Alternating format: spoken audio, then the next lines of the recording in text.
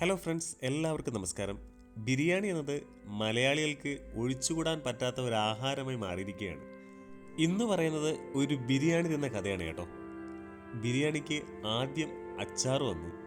നാരങ്ങ അച്ചാർ ബിരിയാണിക്ക് ഒഴിച്ചുകൂടാൻ പറ്റാത്ത ഒരു പ്രധാന ഘടകമാണല്ലോ. അച്ചാറിനോടൊപ്പം ബിരിയാണി കുഴച്ചടിക്കാനായിട്ട് അടുത്ത് വന്നത് സാലഡാണ്. അങ്ങനെ സാലഡും അച്ചാറും വന്നു. ബിരിയാണിക്ക് വേണ്ടി കട്ട വെയിറ്റിംഗ് ആണ്. അധിക നേരം വെയിറ്റ് ചെയ്യേണ്ടി വന്നില്ല.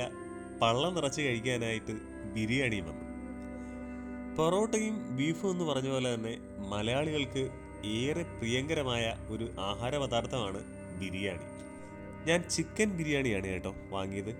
സാമാന്യം വലിപ്പമുള്ള 2 പീസ് ചിക്കൻ ഉണ്ട്, ഒരു മുട്ടയുണ്ട്, പപ്പടവും ഉണ്ട്. കാശില്ലായിരുന്ന സമയത്ത് ഇതൊക്കെ ഒരുപാട് വാങ്ങി കഴിക്കണമെന്ന് ആഗ്രഹിച്ചിരുന്നു കേട്ടോ. ഇപ്പോൾ കാശുള്ളപ്പോൾ ഇതൊന്നും ഒരുപാട് വാങ്ങി കഴിക്കാനും തോന്നുന്നില്ല. കാരണം എപ്പോഴാ ഈ ബി പിയും കൊളസ്ട്രോളും ഷുഗറും ഒക്കെ കൂട്ടുകൂടാൻ വരുന്നതെന്ന് പറയാൻ പറ്റത്തില്ലല്ലോ. എന്തായാലും ബി പി ആയിരുന്നാലും ഷുഗർ ആയിരുന്നാലും കൊളസ്ട്രോൾ ആയിരുന്നാലും ഞങ്ങളെ മലയാളികൾ ഇഷ്ടപ്പെട്ട ആഹാരം വയറ് നിറയോളം കഴിക്കും. ശരിയല്ലേ?